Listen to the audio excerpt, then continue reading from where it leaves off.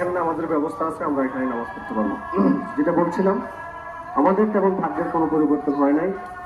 যেভাবে গত 15 মাস 17 মাস এই সরকার পতনের পরেও দেখেছেন, এইভাবেই দেখবেন ইনশাল্লাহ। দ্বিতীয়ত হচ্ছে, আমি সেন্ট্রাল মেডিকেল কলেজ হাসপাতালে চাকরির পর থেকে 61 জনকে এখানে কর্মসংস্থানের ব্যবস্থা করার সুযোগ হয়েছে। তখন আমাদের কোনো সরকার ছিল না, এরপরেও এই এলাকার স্থানীয় 61 জন মানুষের পরিবারের একটা জোগাড়, আয় রোজগার করার একটা ব্যবস্থা করার তৌফিক আল্লাহ রাব্বুল আলামিন আমাকে দিয়েছেন। আমরা আগামীতেও যদি আমাদের মতের সরকার গঠন করতে পারি, তাহলে আমরা আরো বেশি মানুষকে কর্মসংস্থানের ব্যবস্থা করতে পারবো ইনশাআল্লাহ। ইনশাআল্লাহ। এরপর যেটা বলতে চাচ্ছি সেটা হচ্ছে, আমাদের শ্রীবল্লভপুর আমরা সবচেয়ে বেশি বড়, এখানে সবচেয়ে বেশি ভোট 3200 ভোট, 11,554 ভোটের মধ্যে এখানে 3200 ভোট। আপনারা অনেক ভোট দিয়েছেন।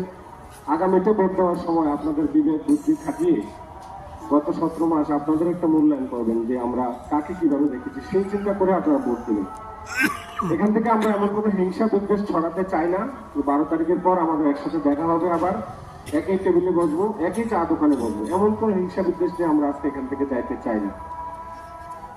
তৃতীয়ত যে কথাটা বলবো সেটা হচ্ছে, জামাত ইসলাম যদি সরকার গঠন করে, তাহলে এখানে কর্মসংস্থানের ব্যবস্থার কথা বারবার বলা হচ্ছে। এই জন্য যে আমাদেরকে যদি ভাতা দেওয়া